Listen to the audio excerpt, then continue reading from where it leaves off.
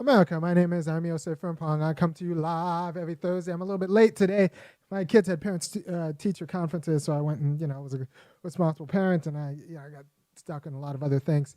But I wanted to give you the show that you deserve, people, especially if you kick in your $5, $15, or $50 a month to help me deliver the quality of wisdom that I think will help you not squander your life. And I wanted, I get a little bit frustrated about the way people talk to kids, especially my kids. I get frustrated about how they screw up everybody else's kids, but I take it personally when they screw up my kids insofar as I take my kids as being part of my person in a way. So a lot of people approach especially girls, not so much my boys. It's a different problem with my son. A lot of people approach my girls as if everything that they should be fun and enjoyable. And look, a lot of black childhood is not going to be enjoyable because a lot of black childhood is about growing up to be black adults. And you need to be prepared.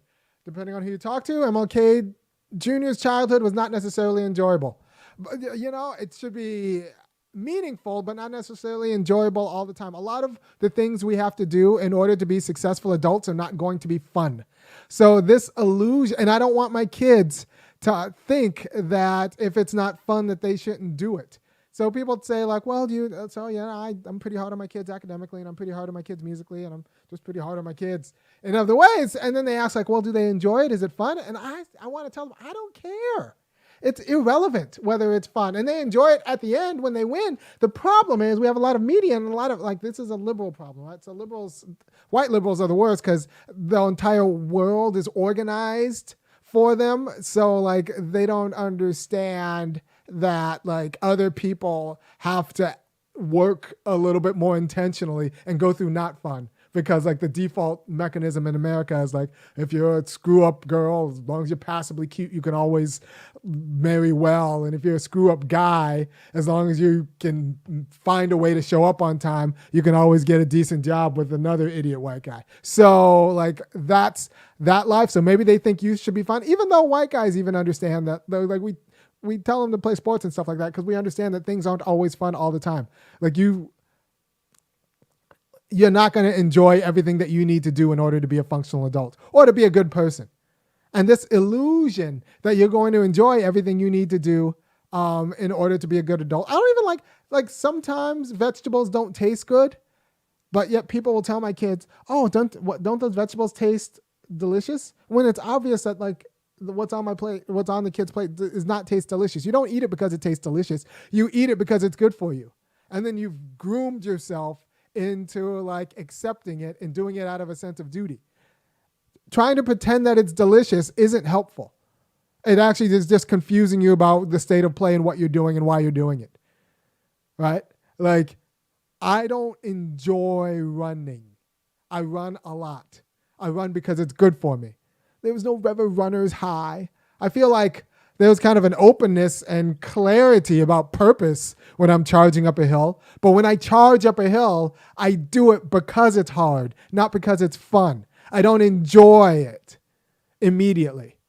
Mediated through all sorts of different other conceptions of what it is to live a meaningful life, it's somewhat meaningful.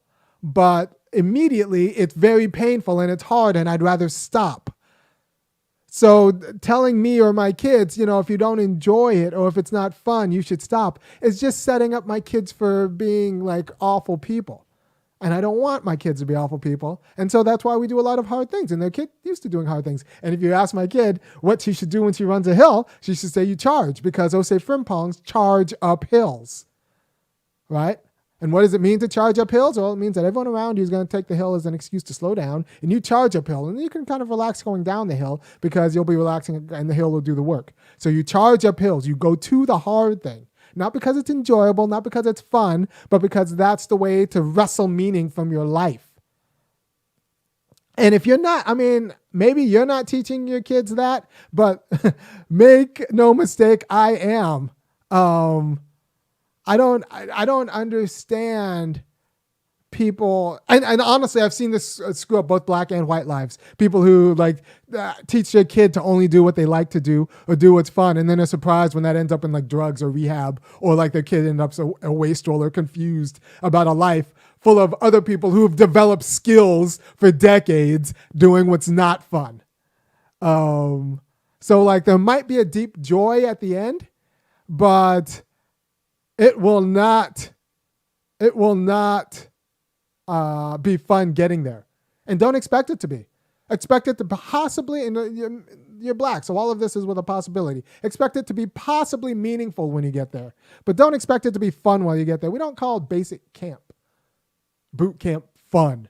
It might be meaningful when you're done, but it's not fun. And if it's fun, you're not really doing it the right way, right? So this idea that everything that kids do, or everything that people do should be fun, or they should want to do it, is ridiculous and naive and actually dangerous. So don't talk to my kids like that. Don't talk to other kids that way. Don't ask them. Praise them for doing a good job.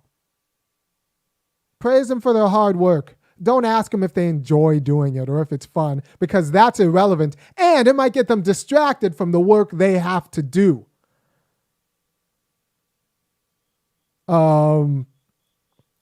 So like to wrestle meaning from their lives. So that's what meaningful is not fun. And not because fun, especially when you talk to fun and pleasure, there's an immediacy about it. And meaningful is not going to be immediate anything any more than like eating a good meal is going to taste delicious. I mean, it might, but if it's just about immediate taste, you might just end up with a lot of butter, fat, and sugar. Right? So like it's going to be mediated by like your conceptions of health. Right? So you need to train yourself to do what's right. This is one reason why I actually like for kids, mystery stories and kind of hero stories. Hero stories are a little bit weird because if it's heroes with powers, they don't actually have to work as much. But mystery stories I like, but for kids, because the kids don't solve mysteries because they're fun. The kids solve mysteries because it's the problem that they're set to solve. Right? So like I read the Encyclopedia Brown stories with my kid, or the Cam Jansen stories with my kid, and these kids are solving mystery. And these kids are solving mysteries, not because they enjoy solving mysteries, but because there's a problem before them that they are positioned to actually address. Right? So that's the disposition I think you should inculcate in your kid. And you should definitely inculcate that into your kid before you get your kid around my kid, because I don't need your kid screwing up my kid. Right? So all of these people, all of these adults, and I blame the adults, the number of adults who always lead with, do you enjoy it? Do you like it? When my kid talks about their music or like their school or something like that, like it's ridiculous. It's absurd. As if, well, you know what it is, actually, I figured it out. People. You're going to hear some thinking live. What it is that the adults themselves don't have any hard skills. And so they're intimidated by how advanced my kids are in music or school or anything like that. So since the adults themselves don't have any hard skills, the only thing they can use to connect with my kid is whether they enjoy it. Because if my kid enjoys music, then it'll take the adult off the hook for not actually having the discipline to practice and becoming a musician him or herself. Right? But if they find out that my kid doesn't enjoy it and they don't enjoy it, but my kid can do it and they can't do it, then my kid becomes some sort of threat to them. So for their own kind of self-worth, they need my kid to enjoy this hard thing that they quit when they were my kid's age. Or there's something like that going on. And I don't appreciate it. And they're low key, the America is trying to screw up your children, black people. And don't let them. Don't let them. And don't let your kids quit a damn thing that you have decided is worth it. Now, once you decide it's not worth it, that's one thing. But if you've decided it's worth it and they're not having fun anymore, they want to quit, well, don't let them. And if they're surrounded by quitters and like other parents let their kids quit, that's other parents' problems. You don't let your kid quit, right? But that means it's a commitment on you. You got to be there. You have to be there. You have to help them with the homework. You have to help them with the homework. You can't just let the institutions do it. You have to help them with practicing. You have to help them. I mean, black dads know this. Any black dad who's raised an athlete son knows this, because like that's what they've done. But like you gotta it's expecting them to enjoy everything that's good for them is irresponsible. Is irresponsible parenting. It's almost irresponsible friendship, and it's irresponsible living. Because that's just not. It's a liberal nonsense that will like screw up your life, and it's okay maybe if you have family money, but for other people, for more responsible people, they have to learn how to work through things they don't enjoy to possibly find meaning at the end. And it's possible. It's possible that it was all a waste. But if you want to rescue meaning, it's not going to become through chasing experiences or chasing fun.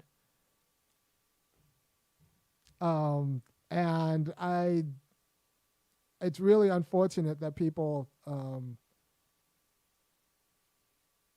and so they use that, and so there are lots of ways to not think, right? So you can not think and just do what you want to and raise your kids to kind of do what they want to. They'll end up screw-ups. Or you can not think by just following a script that was mandated to you from someone else that you didn't think about, and that's another way of not thinking.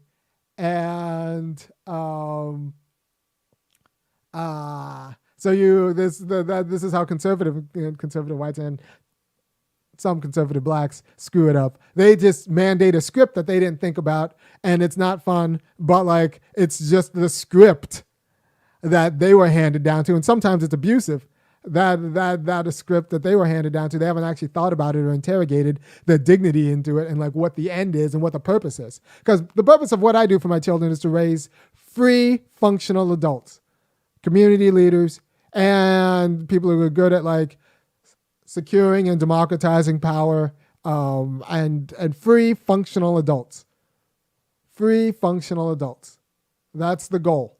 And getting from black infant to free functional adult does not go through fun necessarily. I don't, maybe it does for you, but for me, not in this house. There are going to be some fun moments, and I have a pretty good sense of humor, but no, it's going to be like training. It's going to be training, a very well-supported boot camp, age appropriate, for like adulthood. As a black child. So, but I feel these white people, or not really so much black people, but these white people, always ask my kids, well, do you like doing it? Is it fun? And they're just setting them up for the kids to find a reason to quit because it's not, because the idea is that if it's not fun, they should quit. And I'm not letting them do that. So then I look hard, but like, fuck it. I will look hard. And my kids will be my 6-year-old hates going to Kumon because it's not fun. Yeah, I would laugh too. That's great. Thank you. We're going to Kumon. I do the education here at home, but like if you're next to Kumon and you're going to Kumon and there's this idea that like your kid doesn't like it because it's not fun, Awa, you're doing the right job. I'm looking at Awa in chat. Awa, you're doing your job as a parent. You take your kid to Kumon, and if they're crying and it's tear stained, well, that's part of the job. You need to steel yourself and steel your kid, and you say, thank you for telling me. Let's go to Kumon. And that's your job as a parent. You are doing your job, right? And I don't understand. I think it's irresponsible for people, and people don't want to parent, and it's a shame, and it's actually a sham. But what is Kumon? Oh, okay. So people don't know Kumon. Kumon is like training to be apex predators in American education and capitalism. That's what Kumon is. It's a program, it's a series of schools spread out throughout the United States where people, I believe from 4 on up, go to learn how to do very well in standardized tests. Right, so you're learning speed math, you're learning math accelerated, you're learning vocab accelerated, you're learning English accelerated, and it's all, it's kind of like there are a lot of worksheets, and there's a serious amount of parent involvement, but like at the end, they win. And like a lot of your Asian and Southeast Asian immigrant families, the reason why they're scoring better than your kids is because their kids have been in Kumon. It's how to win in America. Yeah, it's pretty much. It's a crash course in how to win in America. And by like you're training your kid to be apex predators and how to feed. Because the kids who go through Kumon just think, well, I'm just smart and better and other kids are dumb and lazy. But really it's because you have parents who like at 4 years old got you through Kumon. And you just have a competitive advantage over people who in theory are just as prepared as you are, but like didn't go through the training because the training works. You'll score better than people in Kumon. I teach, I've been to fancy schools and now I teach at like a flagship university, like Southeast Asian and Asian kids and the white kids who do Aloha math and stuff like that. They do better than the kids who've never heard about it. And the kids who've never heard about it are at a distinct disadvantage. So I don't know what to tell you. Like, the more you know, and it's not fun. Like, it might be the case that your kids will cry for the work you give them every day for years. But at the end of the day, they'll be doing meaningful stuff. And it is because they've been trained. And honestly, if you're just consistent, it's not going to be that big of a deal. The problem is going to be other people who then like tell your kids, well, they should like what they do. Then it's going to feel like an injustice and oppression. Would I consider myself a tiger dad? Yeah, I guess. Would I consider? Yes. I don't know. I come from that long line of black fathers who don't fuck around. There's something to be said for Tiger Williams' dad and Tiger Woods' dad and Richard Williams and the tennis dad up in Michigan. What's his name? And like no small number of basketball, football dads. Well, and boxing, Floyd Mayweather Jr. It's Floyd Mayweather Jr. because I bet you Floyd Mayweather Sr. was like, I'm going to raise a boxer. Right? So, Barry Bonds, Bobby Bonds, Ken Griffey Jr., like these dads, I strongly suspect, did not mess around.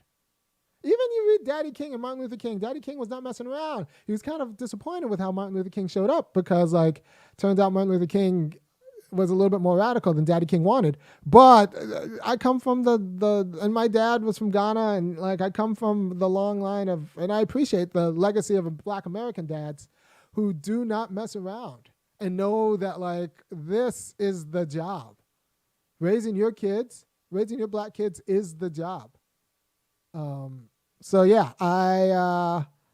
do I consider myself a tiger dad? Sure, I guess. But, what are my thoughts on happiness? Well, happiness is going to be tied to meaning, right? So happiness isn't going to be a matter of immediacy. It's going to be a matter of being mediated through the right kind of institutions.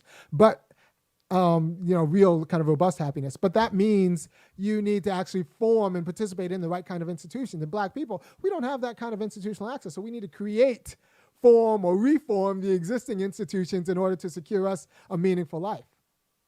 Right? So, actual happiness is going to be doing a lot of community reform because you need the right kind of friends and the right kind of institutions and depending on who you talk to, the right kind of church. But these things aren't just kind of given in America. You're going to have to actually make them. You're going to have to make them because they're not, the ones that are left lying around are trash. The right kinds of schools and the right kinds of, so you're going to have to just make your friends, make your church, make your school. You're going to have to listen to this, show this to them. And you're going to have to make the community that you'll interact with and become happy. Right? So, So there's this idea that everything that you want to do or should make you happy. Well, it's not going to happen immediately. It's not going to, and that's the same thing with like diet, right? Like everything that you should eat isn't going to make you immediately like delicious, isn't going to be immediately delicious. We know that with food on some level, and we know that with other aspects, but for some reason with kids, we don't take the fight seriously. And I mean, I do, and I encourage you to. And do not ask my kids whether they enjoy their hard work. Thank them for their hard work. Praise them for their hard work. Do not ask them if they enjoy their hard work. Because they probably do not, and I do not need you giving them ideas about whether they should enjoy, like, the paces I put them through. What I need to do is put them through paces for just like 7 more years, and then if I do my job right, they'll be self-sufficient, and they'll kind of understand why both I do what I do and why they should continue to do what I do, like outside of my everyday tutelage, right? So this idea that life should be fun, you're just setting them up for a meaningless life. So depending on who you talk to, you're just setting them up for a life of drugs. No, life is going to be like, it's going to entail struggle. Learning things is scary. We charge up hills. Not because it's fun, not because we enjoy it, but because we need to train ourselves to charge up the hill, to run up the hill faster than you run down the hill. Like you see the hill, you speed up, right? And if you don't have that attitude in this America, black people, you're not going to be good for other black people. You're not going to be pretty good for yourself, right? Or you'll find yourself like just kind of giving yourself over to some white script that's not going to end well. It's not going to end in self-determination. Right? So, hey, look, if you like what I do and you want me to keep doing it, go ahead and go to www.funkyacademic.com. The money you give me helps me grow the channel, pays for my kids' lessons, and all sorts of other things. And, a lot of people are good with the cliche that that kids should enjoy what they do. Like, no, that's not how you win in America, and these cliches are actually dangerous for black people. Let white people with family money raise kids who like to have fun and think that fun is where dignity ends. What they could do.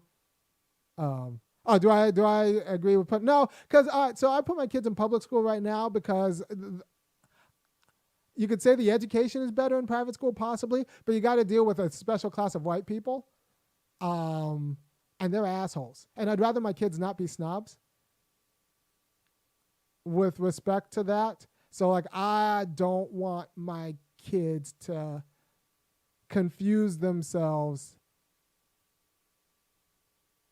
into thinking that they're on the same side as upper middle class whites. Right? So I don't want my kids to confuse myself to thinking confuse themselves into thinking that they're on that side. And I don't want the kind of, because I've seen too many black kids go through that system and then get confused about what it means to be black, and it doesn't end up well for either the community or them individually. So, like, I support public schools, and I think we actually just need to take over public schools in terms of curriculum and teachers. And I would rather send my kid to like a failing black school or a failing just regular public school than a high-end private school. Because I can do the enrichment. I told you before, everything that I teach my kids, I assume that they will learn from like my mouth. School is a place where I send my kids to like someone else to just kind of hold while I read and learn the things that I then teach my kids. Right. So I don't need them actually to learn in school. I need them to learn how to teach other kids and how to not be snobs and actually how to like work with to see the problem in a way, right? And like the kind of education you get at a private school is an education into elitism that like I don't want my kids to It's social capital to be with like basic assholes. And I don't. Someone said private school is overrated and social capital. Yeah, but the social capital is to like get used to like being obsequious, and like for black kids, it's not good, man. It's not. It's like it's hard to get a sense of what it means to be the struggle of what it means to be like black, not as an individual, but like in black America. So I want my kids going to regular public school with the public, and then I'll just teach them whatever they need.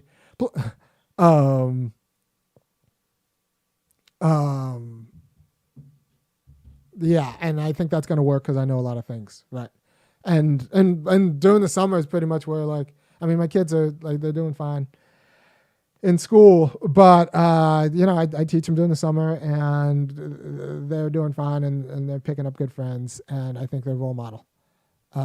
Yeah, the suburbs feel like Hitler Youth. I think that's true. I think that's true. The suburbs are like generating Hitler Youth. So you want to move out to the suburbs and raise your black kid. I don't know if that's better. I don't think so. I'm not convinced that's better. And I don't think that's healthier either. Right. So just know that if you are having trouble with your kids, or other people are telling you, well, if they want to quit, just let them quit. No, don't be crazy. No, HBCUs, someone said, do you find HBCUs mandatory for black children? No, I think HBCUs might be a problem because they are funded and are organized to create a black buffer class that's not exactly trained on like securing power from. Every now and then a radical graduates from HBCU, and then like the HBCU administration has to like get together and figure out how they let one get out like a weed, right? So HBCUs are not necessarily good for, you know, the black struggle. Maybe if you want to raise like a black accountant or dentist, that might be fine. But like, I'm not really about HBCUs. I think by the time HBCUs create white thinking black people. Well, no, I don't think that. I don't know if that's true.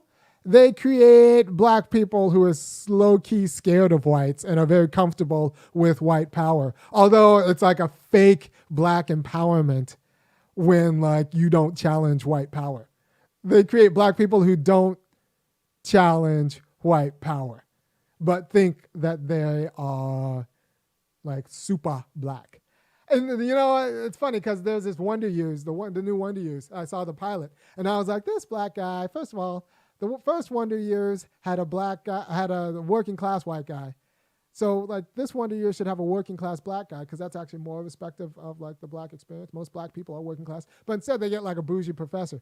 Except they try to say like, well, this black professor is a black professor because like he doesn't want his kids around white people, except he sends his kids to an integrated school.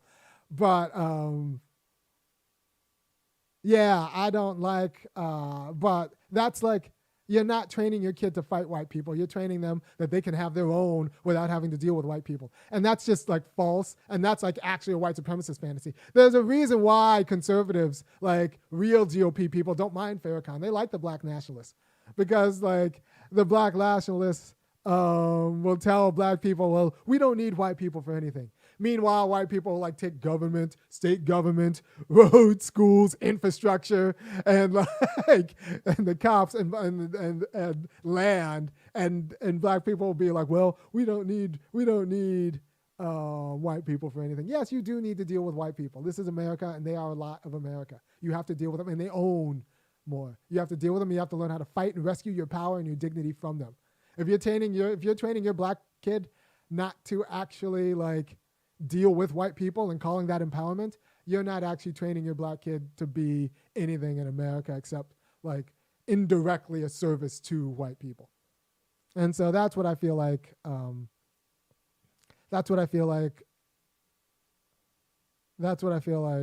HBCUs indirectly do. They train a buffer class for white supremacy. Right. You need to learn how to fight them, and it's a skill. You need to learn how to fight white people, and you can't raise your kid to be scared of fighting white people or to think that like to be an American isn't, to be a good American isn't to fight white people. Because to be a good American is to fight white people. The history of good Americans is the history of Americans fighting white people.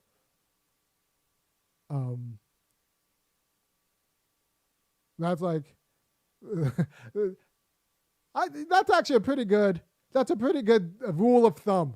That's a pretty good rule of thumb. If you're on the right side of the fight, you should ask yourself, am I fighting white people? That's not to say that all fights, if you're fighting white people, you're fighting the right fight. But it's the same. If you're on the side that's not fighting white people, then you might not be on the right side. Like you're probably not on the right side. You should probably change sides. But not only to fight them, but to win. Right. So this idea that training black kids to be functional black adults is training black kids to be functional black adults should all be fun. To rescue a meaningful life should all be fun is dangerous. And we need to stop that in general, because we need to train white kids that, like, in order to actually be good white kids, they're going to have to do some non-fun work in terms of, like, they're going to have to, like, cede a lot of power that they're going to want to not cede. Right? So, like, no education for nobody in America should go through fun necessarily. But it'll end in meaning. Right? So yeah, Good Times and Rock, those are better kind of, I think, black stories for black people. Because you don't have to be bougie to actually, and you get like a more authentic black experience in them. All right, so thank you for your time.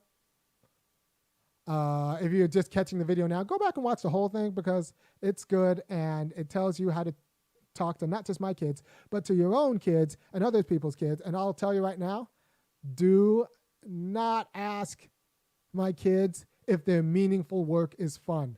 That's irrelevant. Thank them for their meaningful work. All right. Thank you for your time, and I will talk to you next week.